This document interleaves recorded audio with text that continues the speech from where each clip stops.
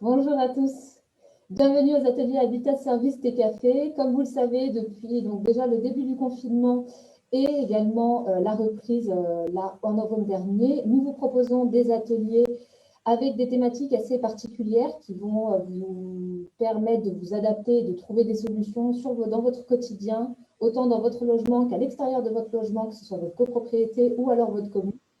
On a eu la chance d'avoir l'ADI ces 2 dernières semaines, donc l'Association pour le droit à l'initiative économique, qui vous ont expliqué quelles étaient leurs démarches pour la création d'entreprises et l'accompagnement pour la mobilité pour l'emploi. Et aujourd'hui, j'ai le plaisir d'être avec Benoît. Donc, bienvenue Benoît. Benoît qui travaille au sein de la FNE, France Nature Environnement, qui est là aujourd'hui pour vous expliquer voilà, quelle est la démarche de France Nature Environnement, quel est le sens que vous donnez à vos actions et de quelle manière vous pouvez accompagner, nous, nos locataires, sur tout notre territoire, donc de la Haute-Savoie, sur des gestes classiques du quotidien, si je puis dire, et aussi des choses un peu plus poussées sur le moyen et long et ou au sein de votre copropriété et ou au sein de votre commune. Benoît, je te laisse te présenter. Alors, petite information au cas où, nous sommes masqués, j'espère qu'on nous entendra bien. Nous avons les 1 mètre de distanciation, nous faisons en sorte de respecter bien évidemment les barrières sanitaires. Donc, on espère que tout se passera bien. N'hésitez pas, juste si vous avez des questions sur le sujet, voilà, de façon très globale sur la FNE, ou alors sur les informations que Benoît va nous donner, ou mettre des messages sur le Zoom, ou alors sur notre page Facebook, où nous sommes en direct actuellement, et nous prendrons le temps de répondre à ces questions à la fin de la présentation. Parfait. Benoît, je te laisse la parole. Merci beaucoup. Bonjour à toutes et à tous. Merci Soukaina de m'inviter pour présenter France Nature Environnement Haute-Savoie aujourd'hui. Voilà, c'est quand même plus sympa pour commencer de mettre un peu d'humain dans tout ça. C'est un exercice particulier parce que c'est un peu la première fois que pour moi je fais une intervention comme celle-ci. Donc j'ai proposé à Soukaina de dérouler quelques petits aspects concrets de ce qu'on fait chez France Nature Environnement Haute-Savoie, qui s'adresse à vous parce que je suis locataire, enfin j'habite dans une copropriété, vous habitez dans une copropriété, donc il y a des choses qui nous rapprochent forcément. Donc j'espère être assez concret pour vous donner à avoir envie de pourquoi pas faire des ateliers vraiment plus techniques et pratico-pratiques dans les semaines qui viennent. Donc l'idée, c'est que je vous présente en 2 mots ce que c'est que France Nature Environnement Haute-Savoie, qui est caché derrière tout ça, qu'est-ce qu'on y fait, et du coup, derrière, à travers des actions concrètes, de vous montrer ce que l'on peut vous proposer. Donc France Nature Environnement Haute-Savoie, c'est ce petit logo du hérisson, parce que le hérisson a différents symboles, et ça, on va vous le présenter à travers la page de notre site internet qui s'appelle Qui sommes-nous, qui va vous permettre de comprendre dans les grandes lignes qui on est. Donc, avant tout, on est une association. Donc, une association, ça veut dire que c'est des adhérents, donc des adhérents bénévoles qui s'impliquent dans cette association pour travailler à l'échelle du département sur tout ce qui touche à la protection de la nature et de l'environnement. On ne le fait pas juste pour notre petit plaisir caché dans notre coin. Le but, c'est de travailler avec les collectivités locales, avec les habitants, avec tous ceux qui sont curieux.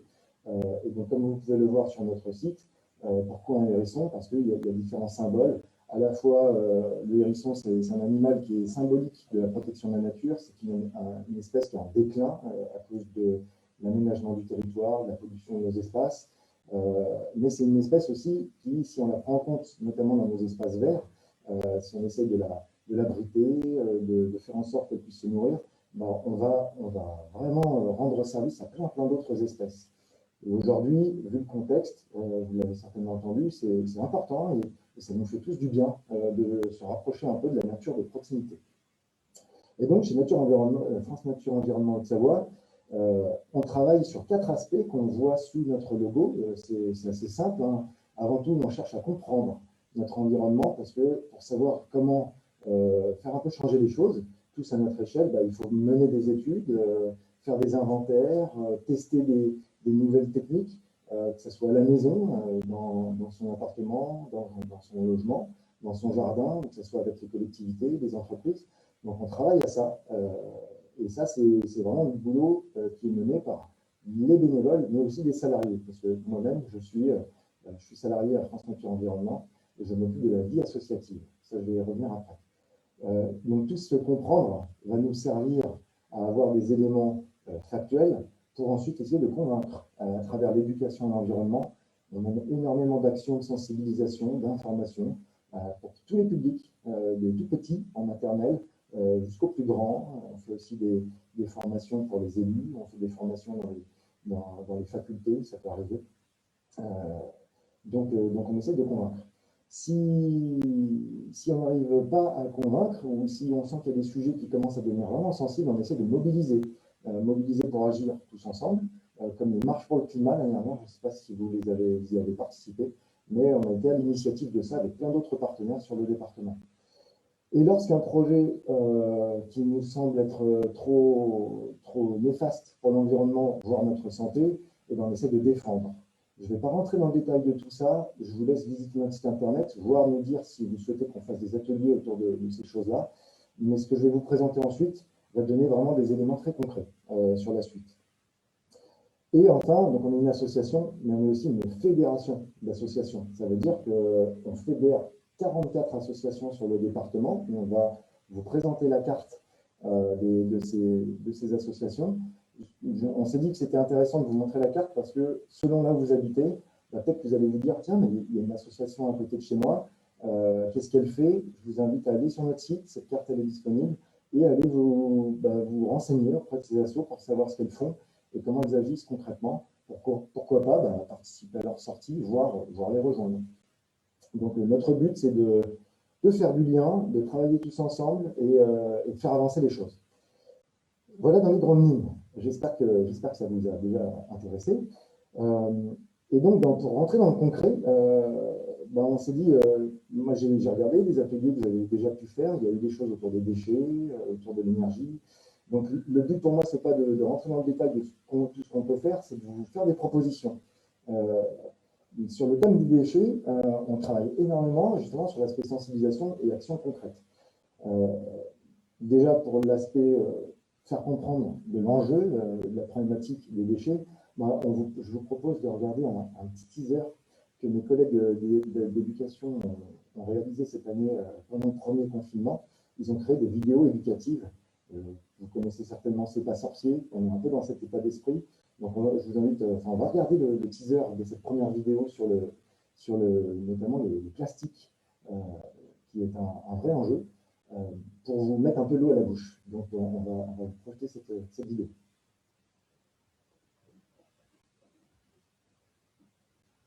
C'est parti.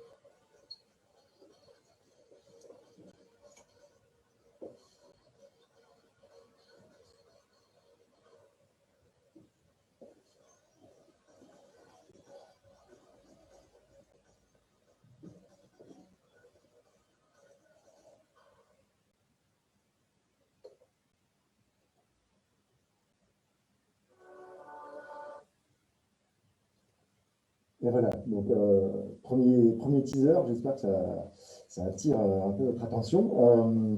Donc c'est pour vous montrer que voilà, les déchets, on y travaille. L'entrée de déchets, c'est un peu parfois un peu lourd. Ce qui est intéressant, c'est de savoir comment au quotidien, en fait, quand je vais dans ma salle de bain, quand je vais dans la cuisine, quand je dois m'occuper de mes dossiers chez moi, comment est-ce que je fais en fait pour produire moins de déchets en fait. Et là-dessus, on a plein de pistes et à vous proposer, et notamment de se questionner sur l'alimentation. Là-dessus aussi, on va vous montrer juste quelques images d'une exposition qui est impressionnante, enfin, qui marque toujours le public quand on la présente sur des stands ou des animations. C'est une exposition qui permet de se questionner sur qu'est-ce qu'on mange, est-ce qu'on mange beaucoup, est-ce que ce qu'on achète génère beaucoup de déchets. Ça, c'est des questions qui sont simples à se poser. Ça ne veut pas dire qu'il faut tout changer dans la vie, hein, le but n'est pas là, mais c'est au moins de regarder ça de près. Donc, ce qu'on vous présente là en deux, trois images, c'est une exposition de Peter Mendel qui a photographié des familles du monde entier et ce qu'elles mangent pendant une semaine, qui est présentée devant elles. Et en fait, cette exposition, donc là, il y a l'Allemagne et le Tchad, elle n'a pas pour but de dire ah, c'est eux, c'est pas bien, ils mangent trop, ou ah, ce qu'ils mangent là, c'est pas de bonne qualité ou autre. C'est juste de prendre conscience, de se dire qu'à l'échelle du monde, et à l'échelle de notre quartier, à l'échelle de notre couloir, on ne mange pas les mêmes choses, on fait des choix, et que c'est super intéressant de discuter de tous ces choix de consommation, parce qu'on a tous un vrai rôle à jouer pour notre santé, pour notre portefeuille, et pour l'impact qu'on a sur l'environnement, et notamment les filières de traitement des déchets, en fonction de ce qu'on va acheter. Donc ça, c'est des choses, des ateliers, on en fait plein, on en fait les enfants, on en fait les adultes. Donc si vous avez envie qu'on prenne un temps autour de ça, eh ben, c'est avec grand plaisir de savoir, bah, tiens, vous, qu'est-ce que vous préférez faire comme repas? Est-ce que vous avez des habitudes? Est-ce que vous préparez tous vos repas le dimanche soir et puis comme ça, tout ça c'est prêt pour la semaine? C'est super intéressant d'en discuter ensemble pour se donner des petites astuces. La troisième photo, celle qui vient après, c'est mon collègue que vous avez vu sur le teaser qui a fait ça avec sa femme et sa fille. Et ben, il s'est prêté au jeu voilà, de mettre sur la table ce qu'il mange en une semaine. Vous allez me dire, mais c'est pour ça qu'il est tout maigre. Mais non, non, je vous invite à en discuter avec lui, c'est super intéressant. Et surtout que lui, il travaille énormément sur cette question-là. Donc vous aurez peut-être l'occasion de croiser un de ces quatre. Et la question de l'alimentation, elle est intéressante aussi quand, à notre échelle, quand on est dans un appartement ou une maison. Pour ce qui va suivre, c'est la question du compostage. Je crois que j'ai compris qu'il y a des copropriétés au sein de Haute-Savoie Habitat qui ont mis en place des composteurs. Exactement. Je rebondis même sur l'aspect alimentaire, où même nous, au sein de Haute-Savoie Habitat, avec un partenaire, notamment la Croix-Rouge, on aura la chance d'avoir en atelier la semaine prochaine, qui propose également de la vente de fruits et légumes une fois par semaine sur plusieurs territoires, que ce soit sur Annecy, sur Rumi, Albi, le Perrier aussi, près d'Annemasse, à Ville-Lagrand. Et il y a également cette démarche-là de voilà, on a un public qui est habitué à consommer certains fruits et légumes. Et dès qu'on sort un peu voilà, de son sentier, voilà, de son espace de confort, on va proposer des blettes, voilà, des légumes un petit peu plus anciens, si je puis dire, et que notre public n'a pas toujours l'habitude de cuisiner. Des radis, c'est voilà, des fruits, des légumes comme ça qui sont moins pris parce que moins habitué, notre public est moins habitué en tout cas à consommer. Et donc, il y a des ateliers de mes collègues RS Gestion, donc responsables de site gestion, qui ont proposé des ateliers repas pour préparer des fruits et légumes qui arrivaient donc dans ces cagettes pour montrer comment les cuisiner, quel goût ça a, et encore une fois, ouvrir les champs du possible. Et il y a certaines familles, voilà, c'est un fait, qui ont été étonnées, qui mangeaient soit des haricots en boîte, ce genre de choses, parce que craignaient que frais, ça a un goût différent, ou alors c'est plus facile tout simplement sur la préparation, alors que pas du tout, c'est meilleur, autant pour la santé, que à cuisiner, ça crée un temps de partage, d'échange qui est super agréable. Donc, on a, voilà, pour l'alimentation, c'est vrai qu'on essaie de mettre certaines choses en place. On espère pouvoir en mettre d'autres avec FNE et Benoît notamment. Et donc, je reprends sur les composteurs. Donc, oui, on a certains territoires éparpillés un petit peu partout. Encore une fois, Ville-Lagrand, quartier Ville-Lagrand, près des ponts exactement, il y a un composteur qui est installé. Et la plupart du temps, c'est des locataires de chez nous, donc des locataires référents des composteurs qui sont à la charge en fait de ces composteurs. Donc, ils vérifient que c'est les bons aliments aussi qui sont jetés, que ce soit bien mélangé aussi pour pas que ça pourrit à l'intérieur. Voilà, il y a une démarche, en tout cas, nous, Haute-Savoie Habitat, on est vraiment dans une dynamique où on essaie d'apporter des solutions pour accompagner nos locataires dans cette démarche que tu es en train d'expliquer. Exactement. Mais après, on a beaucoup de choses à faire, d'où encore une fois la présence de Benoît pour nous donner un peu les petits tips et proposer, dès que ce sera possible, des temps d'atelier en direct avec les locataires, ne serait-ce que là, l'atelier nous le permet, et que tu puisses nous apporter des lumières pour, voilà, pour continuer dans cette démarche-là en tout cas. Donc composteur, oui, on a sur les territoires, à la charge, voilà, c'est nos locataires même qui proposent d'être référents et c'est eux qui s'en chargent. Bah, du coup, bah, c'est super intéressant que ça soit déjà lancé dans certaines copropriétés. On voit bien que ça marche, que ça se développe un peu partout dans les villes. Bon, le compostage, certains vont dire tout de suite non, ça ne m'intéresse pas, voilà, ça pue, ça amène des moustiques, des moucherons. Tout ça, on peut en discuter parce que ça se règle assez facilement. Et par rapport à bah, ce qui est présenté, affiché là à votre écran, en fait, bah, moi-même, pour prendre le cas de n'importe qui vit dans un appartement, il y a quelques années, bah, j'ai voulu mettre en place un compostage collectif en pied d'immeuble. Ça n'a pas pris dans mon bâtiment.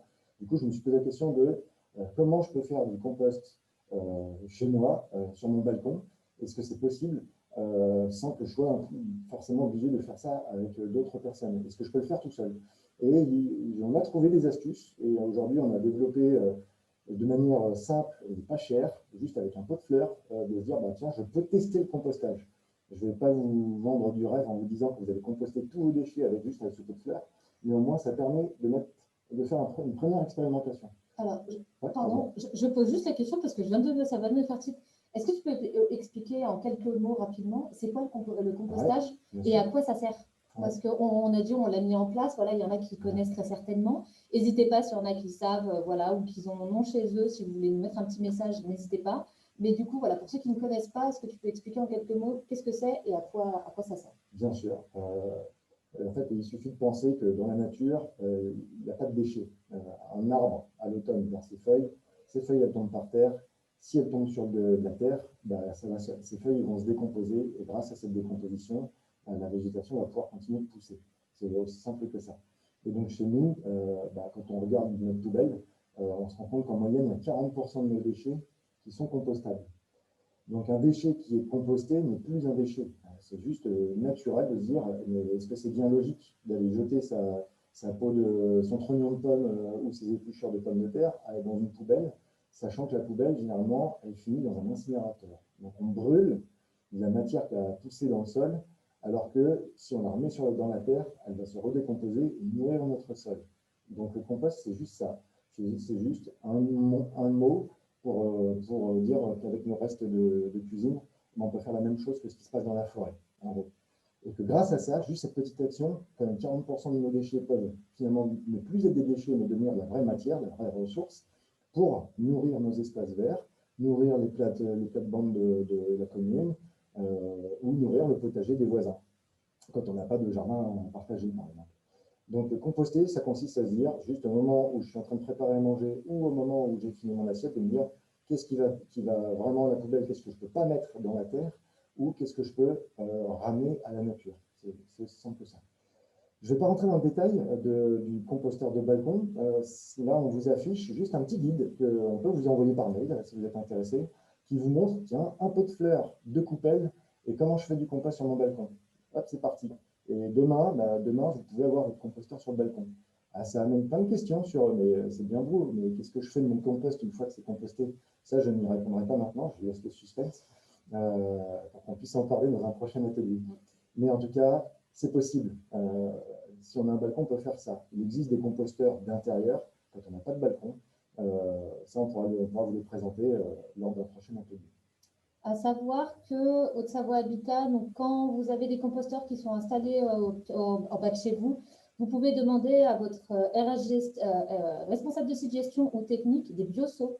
On met à disposition des bioseaux, donc c'est des petits seaux plastiques tout simplement que vous pouvez mettre à côté de vos poubelles et où vous pourrez mettre vos épluchures de fruits, de légumes qui peuvent, ou alors les sachets de thé. Enfin, il y a plein de choses qui peuvent se composter. Bon, j'ai été étonnée, moi, la première, j'avoue que je n'y connaissais pas grand-chose avant d'arriver à Haute-Savoie Habitat.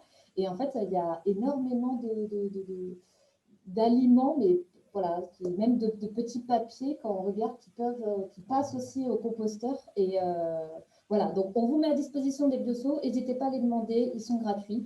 Encore une fois, demandez à votre responsable de site gestion et on pourra vous en aider. Et dès maintenant, vous pouvez mettre de côté vos rouleaux de papier toilette ou vos rouleaux de sopalin, parce que ça, on peut les mettre au compost. Et on en a besoin pour un bon processus de compostage. On va être étonné. Voilà, on s'arrête là sur le compost. Passe à la suite. Yes. La suite, c'est là on parle on a parlé de préparer le repas, on a parlé des restes de repas, et si on parlait un peu du repas en lui-même. Nous, on vous propose, c'est des choses qu'on fait, si vous avez envie de vivre ça, de se tester à faire un pique-nique zéro déchet. Même chose, mes collègues d'éducation, ils font des pique-niques, ils organisent des pique-niques avec des classes entières, des écoles entières, où on repart et on a produit zéro déchet. Donc, comment on fait ça, on peut le faire ensemble. Et l'autre facette que je vais vous présenter en photo, même chose, hein, c'est venu grâce au collègue que vous avez vu tout à l'heure, hein, Sébastien, qui s'est lancé dans la cuisine alternative. En photo, ça veut dire quoi? Comment est-ce qu'on peut faire de la cuisine avec des énergies renouvelables, avec des cuiseurs, des barbecues ou des fours solaires? Lui, il va se faire à manger en haut de la montagne sur la neige, en plein hiver, avec ça. Là, c'est un repas qu'on a fait justement au travail, là, dans nos bureaux, dans nos locaux. Il avait rapporté ses cuiseurs, et donc on va le voir sur différentes photos. Là, vous avez une parabole qui chauffe la marmite, et dès qu'il y a un peu de soleil, en 20-30 minutes, on a fait cuire son plat comme dans une cuisine normale. Vous avez un cuiseur, vous avez des barbecues. Alors, ça n'a rien à voir avec un barbecue à charbon, mais au moins, on n'a pas besoin de charbon, on n'a pas besoin d'énergie pour se faire la cuisine. On va le voir sur une autre photo après. Donc ça, c'est un autre collègue qui s'expérimente à la cuisson de ses merguez et de ses chipolatas dans son barbecue solaire. Elles sont cachées dans le tube. En fait, on fait rentrer dans le tube qui est au milieu un récipient qui est tout en longueur, et c'est là-dedans qu'on met nos aliments. Et tout ça mijote tout seul. Ça, c'est un four solaire.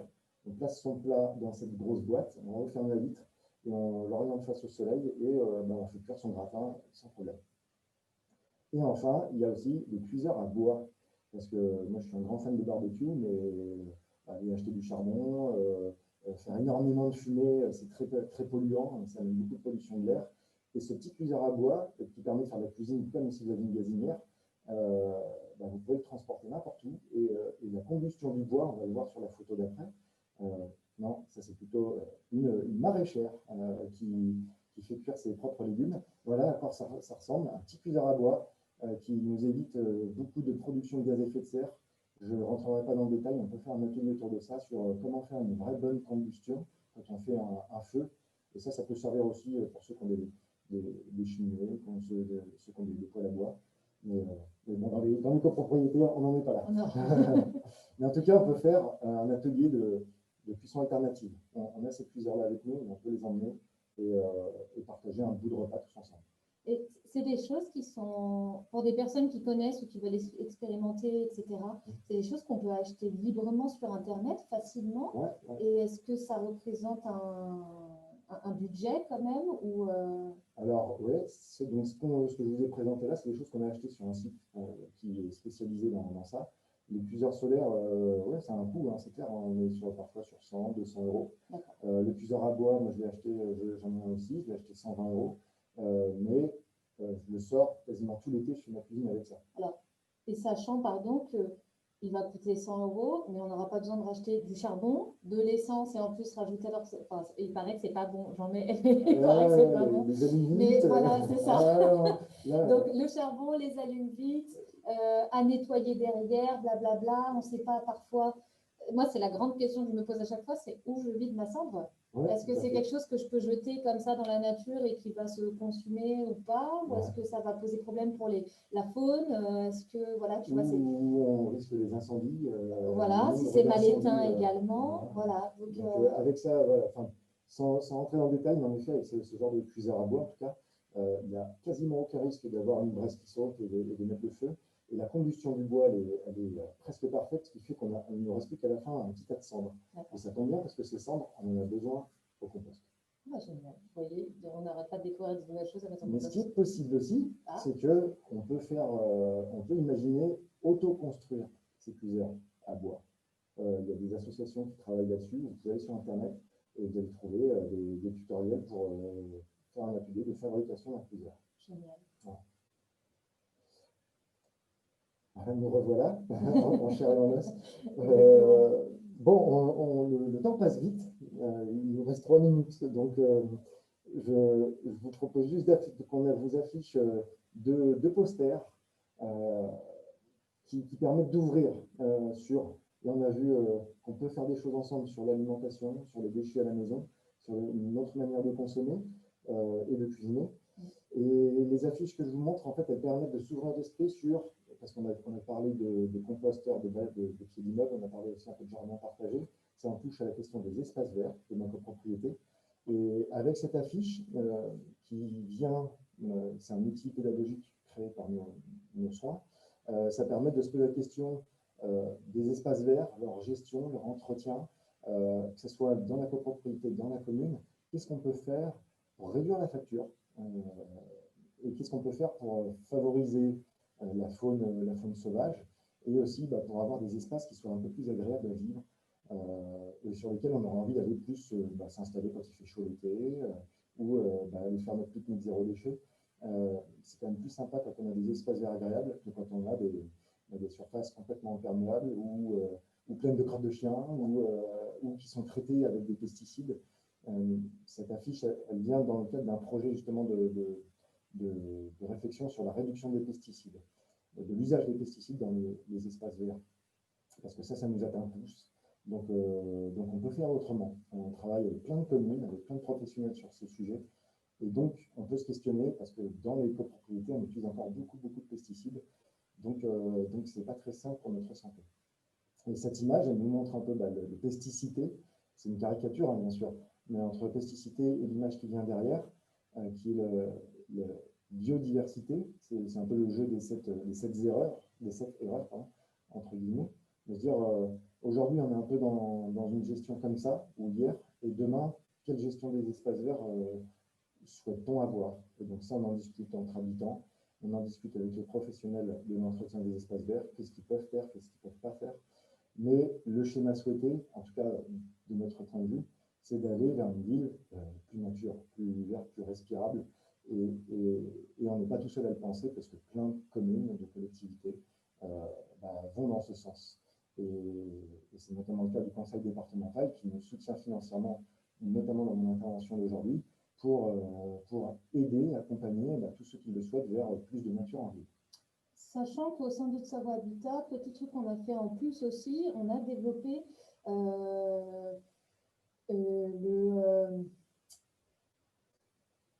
à la place de faire venir des professionnels, je vais y arriver, des professionnels donc pour venir tondre voilà, les espaces verts d'un quartier, notamment à Mété, donc aux Creusettes, là où on n'est pas bien loin, ils ont fait venir des moutons. Pour venir en fait manger l'herbe. Éco-pâturage, merci. Encore une fois, le professionnel FNE, c'est bien Benoît, ce n'est pas moi. Donc pour l'éco-pâturage, on a fait venir donc, un monsieur avec ses moutons qui s'en occupait. Et il y avait plusieurs idées derrière, notamment de diminuer les charges de copropriété des locataires dans cet espace-là.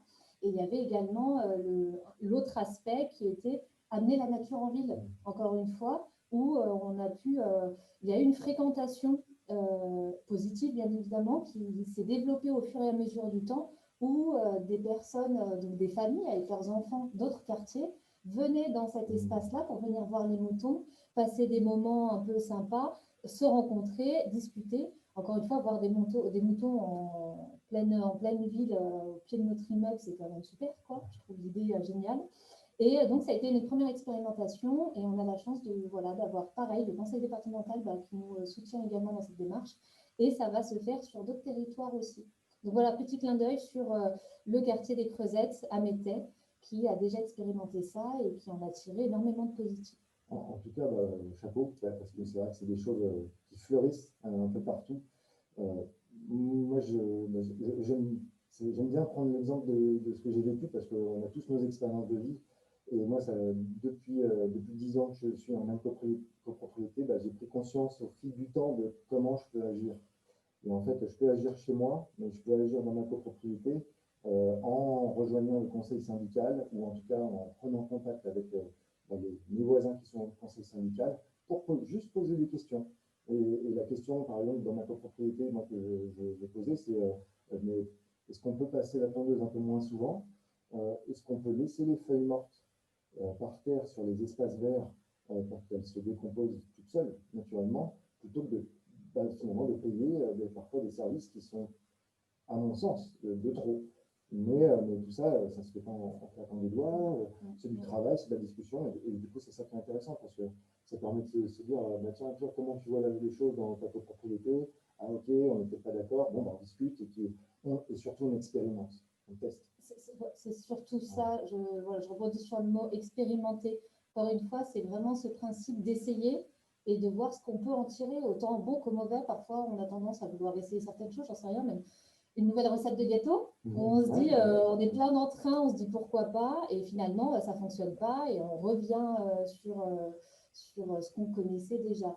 Mais encore une fois, n'hésitez pas à poser des questions, à vous renseigner. On a la chance d'être voilà, en 2020, bientôt 2021, on a un accès sur ces informations-là sur Internet. Encore une fois, je rebondis sur le site Internet de France Nature Environnement, qui est très interactif avec les différentes associations que vous pouvez retrouver sur tous les territoires, et de trouver voilà, les questions et nos réponses. On peut nous les apporter, c'est super, mais n'hésitez pas encore une fois de votre côté à faire ces recherches, et si vous avez besoin, à ce que nous, ensuite, on vienne compléter, donc autant nous, votre bailleur social, autant nos partenaires comme avec Benoît, et d'amener des réponses ou des détails, ou encore une fois des expérimentations sur les territoires, et voir ce que ça donne. Je pense qu'on ne va pas pouvoir présenter tout ce qu'on avait prévu, mais c'est pas grave, parce qu'on en a encore soutenu en tout cas.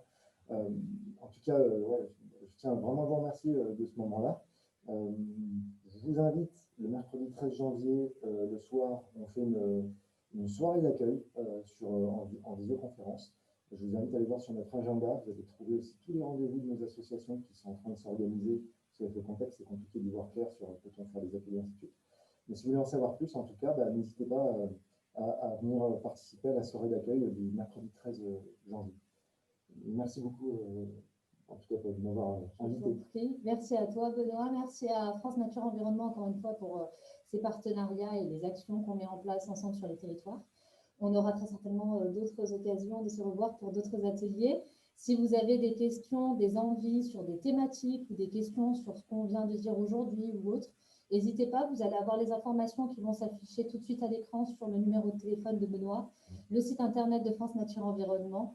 On mettra également un post supplémentaire sur notre page Facebook avec cette vidéo que vous pourrez voir ou revoir ou diffuser à vos proches également pour retrouver tout ce qu'on vient de dire. Et puis, écoute, encore une fois, merci Benoît. À très bientôt. Nous, on se retrouve mercredi prochain pour un atelier sur la thématique, alors en partenariat avec la Croix-Rouge sur la thématique des paniers solidaires. Paniers solidaires, comme j'ai pu l'expliquer au tout début de l'atelier, c'est de la vente de fruits et légumes à très bas prix pour nos locataires. Semaine prochaine, mercredi, 14h30, même lieu, Facebook ou Zoom pour ceux qui le peuvent. Et très bonne fin de journée. Excuse-moi, est-ce qu'on répond à 2-3 questions? Ah, est-ce qu'il y a eu quelques questions? Non. C'est trop tard, on n'a plus le temps. Je reprends juste rapidement pour les déchetteries, les informations des déchetteries, n'hésitez pas, parce qu'on a reçu un petit mail sur les déchetteries. N'hésitez pas à, alors je m'enlève de l'écran, n'hésitez pas à regarder sur le site internet de la commune. La commune, oui, en fait, c'est la communauté de communes, la communauté d'agglomération qui gère les déchets. Donc, toutes les infos sont sur le site par exemple, du Grand Annecy si vous habitez par ici, ou de Tournois agglomération si vous habitez à Toulon. Toutes les consignes de tri, pourquoi est-ce que je mets ça à la déchetterie, pourquoi je mets ça dans quelle poubelle. Normalement, c'est tout expliqué sur les sites de vos collectivités locales. Parfait. Un grand merci. Merci. Au revoir à tous. Merci à vous. Au revoir.